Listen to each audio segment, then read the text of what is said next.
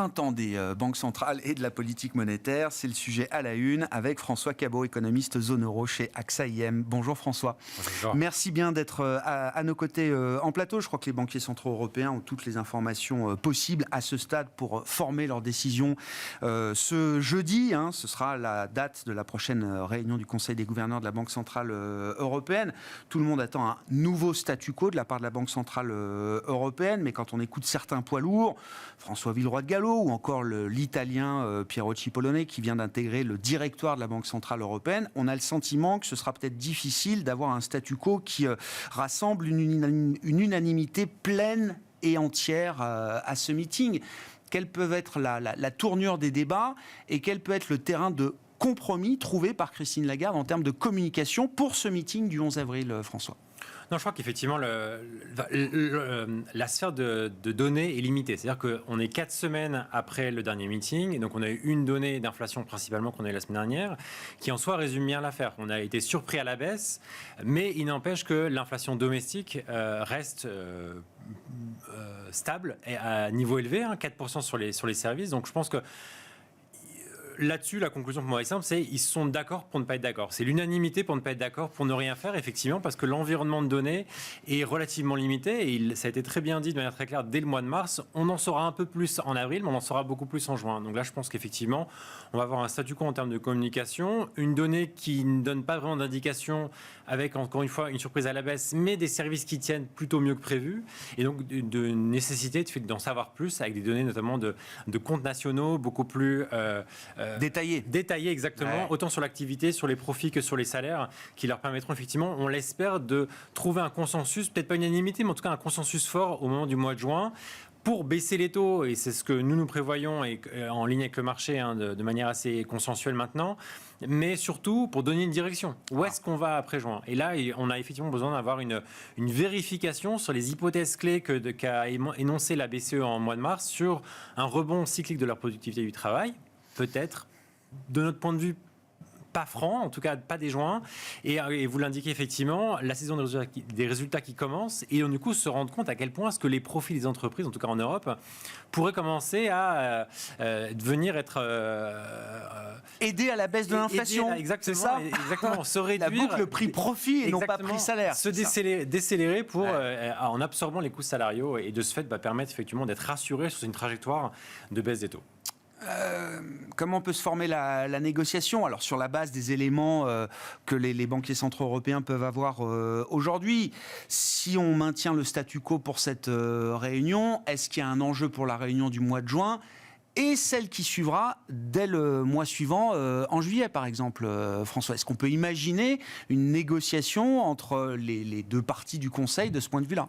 Je pense que pour ce mois-ci, pour cette réunion-là d'avril, c'est très clair. Ils se sont mis d'accord en mars, oui. On ne fera rien. Il n'y aura pas de surprise. Exactement, il n'y aura pas de surprise. Et c'est justement ça, toute l'affaire va se délier quelque part dans les 8 prochaines semaines avec ces données. Est-ce qu'elles viennent vraiment confirmer le scénario de la BCE, auquel cas ils peuvent se mettre d'accord sur juin rapidement, sans trop de difficultés, et donc du coup sur juillet, ou alors on y va mais à petits pas parce qu'on n'est pas vraiment confiant sur ces hypothèses-là, et donc on s'est globalement mis d'accord sur juin en se disant finalement la barre est vraiment très haute pour ne pas baisser les taux, mais sur juillet on attend finalement encore un trimestre entier parce qu'on a donné que des données trimestrielles sur ces comptes nationaux détaillés, et donc du coup on ne fera que septembre en se disant que si ça va plus vite, on ne ferme pas la porte à juillet, mais en restant très très dépendant des données. Et c'est d'ailleurs notre scénario chez nous, où on attend effectivement depuis l'été dernier une première baisse en juin, en septembre et en décembre, en disant que cette persuasion des données va prendre du temps parce qu'elle n'est que trimestrielle,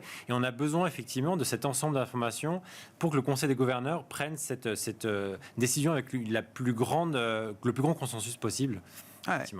Est-ce qu'on peut imaginer que Christine Lagarde aimerait bien avoir une majorité, j'imagine, pour sa première baisse de taux, oui. Quand même, d'afficher une majorité. Absolument. Plus qu'un consensus solide, oui, ce serait quand même, j'imagine, voire une unanimité, peut-être même. D'ailleurs, c'est ce qu'elle cherche peut-être pour le mois de juin. Le scénario que vous décrivez chez AXA IM, donc baisse chaque trimestre, oui. Juin, septembre, décembre, est-ce qu'il intègre également l'idée d'une reprise cyclique, conjoncturelle, en zone euro. On a eu des données dures de production industrielle en Allemagne qui tranchent un petit peu avec l'ambiance des enquêtes, qui reste quand même toujours assez pessimiste, quand bien même là aussi on voit des enquêtes remonter légèrement. Et est-ce que cette reprise cyclique en zone euro peut générer un risque inflationniste supplémentaire ? Alors, oui et non, au sens que oui, on a une reprise, mais très modérée. C'est-à-dire qu'on a une prévision à 0,1 pour ce trimestre-là, 0,1 de croissance sur le PIB au deuxième trimestre, et après 0,2 au troisième et quatrième trimestre. Donc on vient de 0, donc oui, on accélère, mais de manière très modérée. On n'a pas du tout une reprise qui indiquerait qu'on a un output gap négatif, et du coup, on réaccélérerait au-dessus du potentiel. On a quelque chose de vraiment très ténu, très modéré. Et là-dessus, nous, notre idée qui nous tient dans notre scénario et qui nous a donné raison depuis 18 mois finalement, c'est qu'on se rend bien compte qu'il y a un équilibrage très compliqué sur l'offre et la demande. Alors la demande, oui, est ténue et ne se porte pas bien, mais aussi parce que l'inflation et réaction politique monétaire et bientôt la politique budgétaire qui va aider dans ce sens-là. Mais on sent aussi qu'on a des contraintes d'offres qui sont prégnantes, qu'on voit sur les problématiques de recrutement, qu'on voit sur la croissance de la productivité. Donc on sent bien qu'il y a quand même une difficulté à envisager un rebond très fort. Et puis, et là c'est peut-être la surprise de ce matin, et à voir si elles sont confirmées dans les prochains trimestres, mais on sent bien qu'il y a une vraie divergence sectoriels, services manufacturiers, et notamment aussi en Allemagne, on voit aussi les secteurs énergétiques qui restent largement délicatesse. Donc, une grande partie de ce rebond surprenant de la production industrielle allemande ce matin, c'est la construction. C'est quelque chose qui était très, très négatif, qui faisait du moins 20% sur le trimestre de mémoire au T4, et là qui rebondit très fortement. Donc je pense qu'effectivement, on n'est pas encore dans ce scénario-là où on peut être pleinement plus optimiste. On est loin du décollage de la fusée, quoi. Voilà, absolument. Oui, je comprends. Absolument. Ouais. Comment vous regardez également les enjeux en matière de politique budgétaire ? Là aussi, du point de vue de la politique monétaire, c'est un facteur, j'imagine, qui entre en compte, notamment dans ce qu'on appelle le policy mix. On attend toujours des banques centrales qu'elles nous offrent une guidance, forward guidance. Est-ce qu'il y a un peu de fiscal guidance également du côté des décideurs de politique budgétaire en zone euro aujourd'hui ? Si oui, qu'est-ce que vous en comprenez ? Et qu'est-ce que cette dimension budgétaire peut apporter, ou non d'ailleurs, au policy mix européen dans les prochains mois et les prochains trimestres ? Une contribution peut-être cachée des investisseurs, mais en tout cas qui pour nous va apparaître au grand jour dans les prochains jours.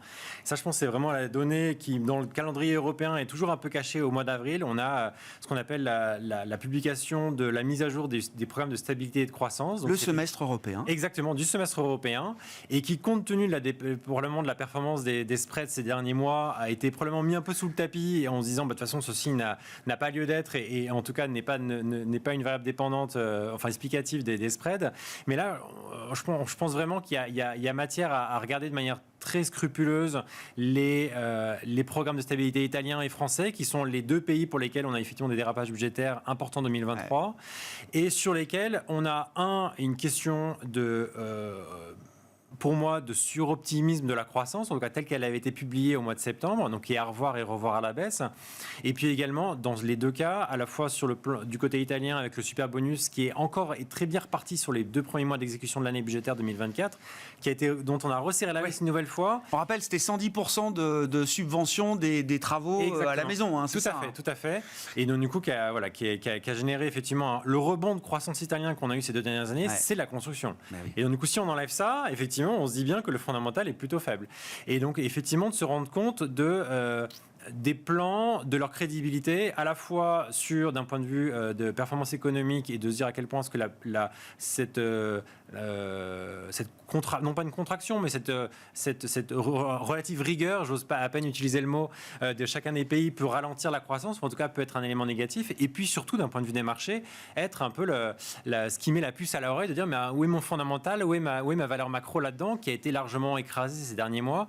Et on peut se dire qu'effectivement, s'il y a un élément déclencheur ces prochaines semaines, parce que c'est au cours du mois d'avril, et normalement on a le plan italien demain, se rendre compte, est-ce qu'il y a une crédibilité qui est toujours là, ou au contraire on marche un peu sur des œufs et on ne sait pas très bien où on va, et tout ça est trop optimiste. Et effectivement, à voir ce que les gouvernements décident, et ça va être clé à la fois pour la réévaluation du risque de la part des marchés, et également du point de vue de la politique monétaire européenne, pour se rendre compte effectivement à quel point est-ce que cette politique budgétaire peut devenir de fait beaucoup moins allante ralente, mais carrément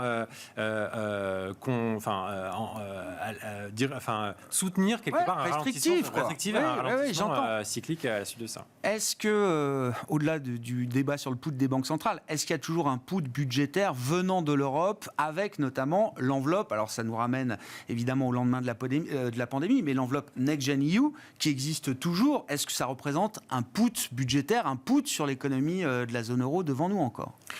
Je crois pas. Malheureusement, je pense que le gros des bonnes nouvelles a été pricé et probablement peut-être un peu surattendu. Quand on voit le développement, l'exécution de ces plans-là, si on prend simplement le plan italien comme exemple, qui est d'ailleurs le plus gros bénéficiaire, c'est de ce pays-là, c'est ce pays-là qui va en bénéficier le plus, et c'est de ce pays-là dont on attend le plus de nouvelles positives, notamment vis-à-vis de la soutenabilité de sa dette publique, in fine. Et on voit qu'il y a grosso modo 85-90 milliards qui ont été déboursés, que l'Italie a reçus, et ils en ont dépensé en gros 25-30 milliards maximum a priori. Donc il y a quand même un retard à l'allumage sur la réception et l'implémentation des fonds, et surtout aussi sur ces contraintes, en tout cas ces conditions sur lesquelles les fonds seront après potentiellement à recevoir, et celles-ci vont être de plus en plus difficiles et dépendantes de la mise en place effective des réformes entre-temps et des investissements entre-temps. Donc là, effectivement, de se dire qu'il y a encore une vague positive et une surprise à la hausse là-dessus, je pense vraiment pas là-dessus. On est plus sur l'implémentation. Est-ce qu'on dépense effectivement de manière utile et productive l'argent qu'on a reçu et qu'on va recevoir, et là-dessus, on peut commencer déjà à avoir un petit peu des doutes. Qu'est-ce qui se passe si la Fed ne baisse pas ses taux, ou en tout cas ne les baisse pas autant que ce qu'on imaginait jusqu'à présent, autant que ce que la Fed elle-même a signalé encore lors de son prochain meeting, c'est-à-dire 3 baisses de taux à commencer sans doute à partir du mois de juin. Est-ce que c'est un calendrier que vous avez confirmé encore chez AXA IM ? Il y a la donnée d'inflation du mois de mars qui semble clé peut-être pour les stratégistes et les prévisionnistes de ce point de vue-là, mais est-ce que vous entendez le risque tel que le marché le considère aujourd'hui, c'est-à-dire une première baisse peut-être pas avant septembre ? Alors, tout à fait, c'est un risque. C'est pas notre scénario. On a une baisse symétrique parallèle de la BCE et de la Fed en juin, sur laquelle suit donc 3 baisses de taux de la BCE et 4 baisses de taux de la Fed, sur lesquelles on pourrait renier largement sur la dernière qu'on a mise inter-meeting sur le meeting d'octobre-novembre, et celle-ci, elle peut largement être enlevée. Par contre, là où pour moi, si vous voulez, on prend la question différemment, c'est pas tant... est-ce qu'elle démarre avant ou après ? Je comprends. Donc pour moi, la BCE, c'est clairement juin, et la Fed pourrait très, très, très clairement être septembre. Mais la question, c'est quelle est la suite ? Est-ce que c'est 2 ou 3 de la Fed, ou alors est-ce que c'est pas du tout en 2024, et combien en 2025 ? Est-ce qu'on peut avoir une vraie divergence ? Parce que jusque-là, les marchés ont été pricés et repricés en parallèle, et là, on a simplement 25 points de base de moins sur la Fed que sur la BCE sur 2024. Il n'y a pas que le point de départ. Exactement. Et puis sur l'ensemble de la trajectoire. Là, par contre, si on devait avoir une vraie remise en question avec une divergence cyclique, on parlait de contraction, en tout cas de frein à la croissance côté budgétaire européen, on pourrait en avoir un positif côté américain. Est-ce qu'on peut avoir une vraie divergence supplémentaire, plus que ce qu'on connaît aujourd'hui du côté de la croissance, et donc du coup sur les trajectoires de politique monétaire de chaque côté de l'Atlantique? Là, effectivement, je pense que c'est quelque chose qui n'est pas du tout pricé, et sur lequel, justement, cette perception du risque là dont on parlait, qui était pas du tout, qui était largement mis de côté pour l'instant. On était sur une vague, on surfait de risk-on allègrement, pour être revu au goût du jour, effectivement,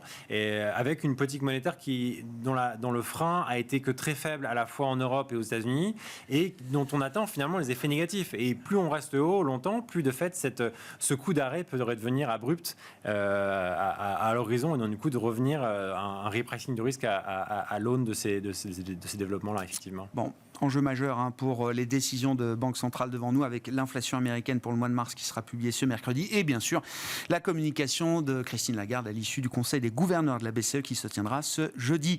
Merci beaucoup François d'avoir été avec nous en plateau. François Cabot, économiste zone euro chez AXA IM.